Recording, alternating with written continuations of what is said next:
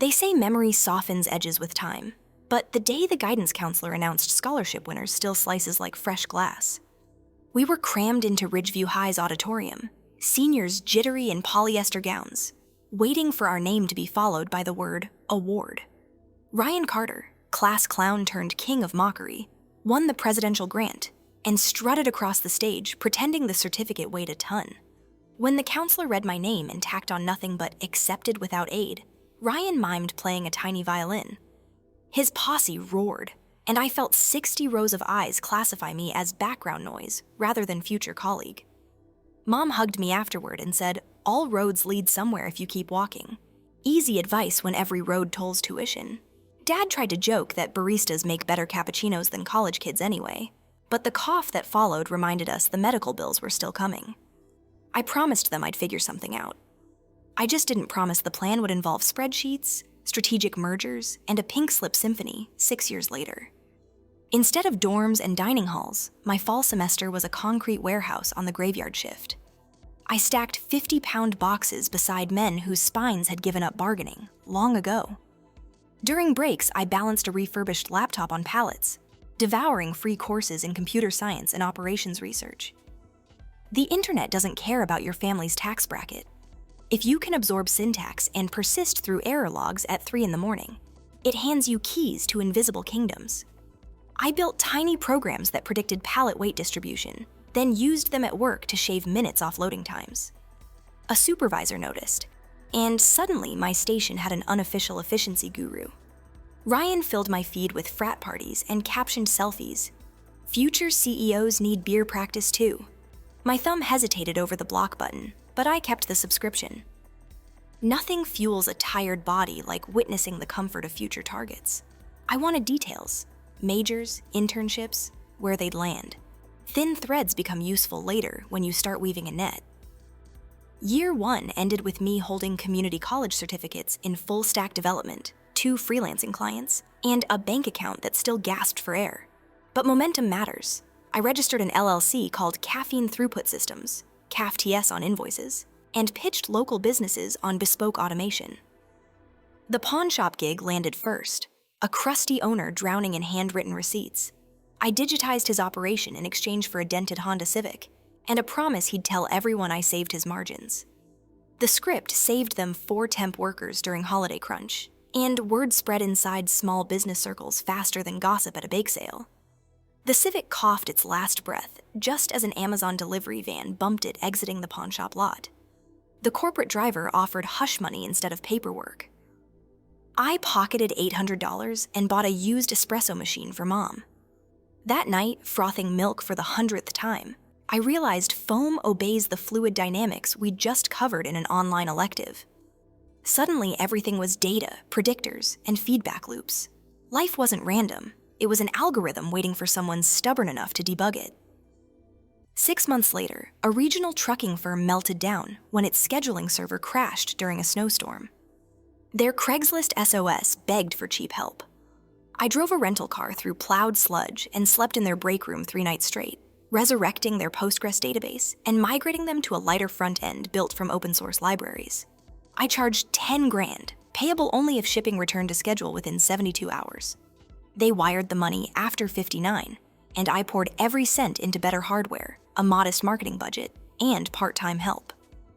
While our tiny firm hustled, Ryan and company took victory laps on social media.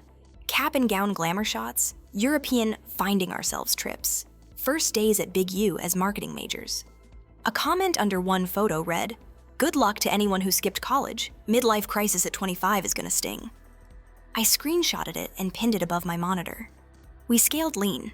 Every dollar filtered through one question. Will this hasten success? We worked remote from bedrooms and coffee shops, communicating in quick bursts because everyone juggled second jobs. Mina's toddler appeared on half our video calls, drooling on a keyboard. Luis, a laid-off semiconductor engineer supervising night security at a mall, handled database architecture between patrol rounds. The unglamorous grind bonded us tighter than stock options ever could.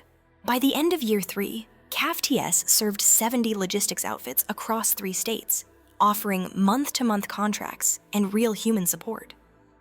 Cloudburst Solutions, the company Ryan would soon join, had once dominated that niche. But they bloated on complacency, forcing multi-year licenses with upsell traps. Their help desk outsourced overseas, and plant managers cursed them on forums I silently monitored. We targeted those managers with letters detailing 1-month free trials, half converted. Around then, fate delivered an elevator scene directors dream about. I attended a regional expo. As the doors slid shut, there stood Ryan, adjusting a lanyard that read Cloudburst Junior Associate. He offered a handshake like we were old buddies and asked what booth I represented. I said my team was walking the floor incognito. 90 seconds of polite small talk later, I stepped out, leaving him staring at the badge he couldn't quite read. True payback needed a personal chord. It arrived via a midnight support ticket. A new client forwarded me a group email, accidentally CC'd from Cloudburst. In it, Ryan called our company undereducated script kiddies who'll implode once their pizza budget runs out. He ended with a clown juggling zeros gif. I laughed, then filed the email in a folder labeled Exhibits. Investors hovered, sniffing potential. I built pitch decks showing Cloudburst's churn graph spiking while ours stayed flat. Venture funds love poetic flips, but I refused their board seat strings. Instead, I pieced together smaller angel checks, promising dividends rather than control. They accepted. Metacalf Holdings, purposely bland, was born. Acquiring 51% is math, not magic. You watch markets, approach disgruntled shareholders, whisper about soft landings, dangle cash with quick closes. Cloudburst's stock, though not public, traded on a regional secondary exchange. Owners were tired retirees who'd once believed software royalties flowed forever. I bought in chunks, each under reporting thresholds, each via a different shell so their CFO saw nothing alarming until the paperwork was irreversible. Lawyers orchestrated simultaneous closings, and one drizzly Thursday morning, Metacalf became majority owner. 6 years had slipped by since that auditorium taunt. I was 24, technically a college dropout, CEO of a 30-person firm clearing 8 figures. Success tasted good, but revenge promised a 5-star meal. So I planned the feast. When lawyers first floated takeover numbers across mahogany tables, I felt imposter syndrome flutter. Every clause looked like alien script despite nights spent Googling definitions. I feared gifting Cloudburst a loophole. So I rewatched an open course lecture on iterative improvement. Pause, practice, rewind, refine. I copied that ritual. The funniest discovery during due diligence was a forgotten internal survey where Cloudburst employees ranked workplace annoyances. Number 1 wasn't pay or workload, it was C-suite ignores frontline feedback. I taped that slide on my wall. If leadership deafness can topple a multi-million-dollar firm, listening would build an empire. I hosted weekly open Zooms titled The Complaint Cafe. We took notes, prioritized fixes, and followed up publicly. Clients noticed. Negotiations lasted 6 weeks. Each time Cloudburst's board tried stretching for more, we countered with shrink graphs and testimonial videos. Their lawyer sighed, rubbed his temples, and said, "You're strangling us with math." I replied math had choked me too once, specifically tuition math, and I'd just returned the favor. Deal signed. On signing night, my team gathered in a rented community center because our office was still 2 rooms over a laundromat. We streamed the board results on a projector. When the 51% figure appeared, someone popped generic sparkling cider. We couldn't pronounce champagne brands. Luis toasted to the revenge of every underdog forced to smile through condescension. The fizz tasted like sweet cardboard, but victory made it ambrosia. Reporters hounded me for a quote about capitalism's unpredictability. I considered something polite, settled on brutal honesty. If you weaponize arrogance, expect a counterstrike from humility. They printed it verbatim. Ryan's mother read it aloud. The table fell silent. Closing day landed on a Friday. I flew to their headquarters, a beige rectangle at the edge of an industrial park. 35 employees, including Ryan, Mason, and Elise, sat with HR packets waiting for new leadership introductions. I stepped up front wearing the same thrift store blazer Ryan mocked senior year. Gasps rippled when the screen displayed Metacalf's logo beside a snapshot of Ryan's violin mime, titled Full Circle. I began with calm facts, acquisition details, redundancies, end of operations. Then I switched to personal mode, recounting the auditorium laugh, the Craigslist all-nighter, the espresso machine purchase. I concluded, business runs on respect. Today, Cloudburst ceases to exist. Effective immediately, you are released. HR handed severance, 3 months' pay and resume services. Better than Cloudburst gave its own laid-off techs. Ryan's face drained. He asked if I'd consider references. I said trust begins with basic decency, so no. Mason joked about extra free time for golf. I handed him a $30 municipal course gift card. Elise glared. That might sound like the finale, but revenge required audience participation. I escorted the trio outside where independent journalists waited. Cameras rolled as they declined comment. Video of their retreat went viral under the headline, "Dropout buys bosses." Comments debated meritocracy for days. That evening, I treated the remaining engineers, victims of stale leadership, to dinner. We offered positions at equal or higher pay.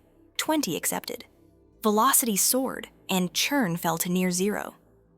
With Cloudburst's leftover cash and angel matching, I launched the Ridgeview Future Builders program, full tuition, living stipend, and guaranteed internships for students balancing jobs and family care. Essay prompt: describe a time laughter motivated you. Ryan's name was optional. Applicants referenced it anyway. 3 months later, I returned for the first award ceremony. 8 recipients, 2 wearing fast food uniforms beneath borrowed gowns, accepted oversized checks while the student body roared. In the front row sat mom and dad. Bills paid, health stable. Dad whispered, "Guess latte art saved the day." On the drive back, I searched Ryan on LinkedIn. His headline read, "Marketing professional seeking new opportunities." A week later, he requested a connection, citing synergistic history. I left it unanswered. Forgiveness is optional. After the layoffs, anonymous emails accused me of cruelty. I answered each, explaining severance, rehire offers, and documented harassment. Some apologized, others doubled down. Revenge isn't about universal applause. It's about precise correction. 2 vocal critics were classmates who hadn't laughed but hadn't intervened. Their guilt manifested as online fury. I invited them to coffee. One showed. She admitted laughing to breathe the same social oxygen as Ryan. Complicity counts, I said, but growth counts too. I forwarded her resume to Mina. Complicit yesterday, contributor tomorrow, if remorse is real. Our busiest month post-merger saw Mina's team deliver a feature in half the usual sprint. The saved capacity sparked an idea: build an internal academy so junior devs from unconventional backgrounds could shadow seniors while solving real tickets. We called it Ladder Logic, a nod to industrial control diagrams our software often replaced. Within weeks, 15 trainees were enrolled. One former forklift operator shipped a patch that reduced a client's service costs by 7%. The first Ladder Logic cohort graduated on an unremarkable Tuesday. We celebrated with sheet cake, but inside, I felt a lock click. Revenge had morphed into reclamation. We weren't just avenging ridicule, we were laying planks across the moat between privilege and talent. The mockery that once excluded me now financed inclusivity. Others would enjoy long after Ryan's profile scrolled into oblivion. To commemorate, I bought the team matching hoodies embroidered with a simple equation: respect credentials. We snapped a photo outside the laundromat office, washing machines whirring behind us. The picture went mildly viral. A venture fund partner offered an 8-figure buyout. I declined mid-sentence. The goal was never quick exit cash. The goal was proving laughter can be transmuted into leverage. Everyone truly cheered like pots clanging in a midnight kitchen. That realization settled any lingering doubt about my path. I printed the group photo, framed it beside the auditorium screenshot, and felt the past finally balance the scale.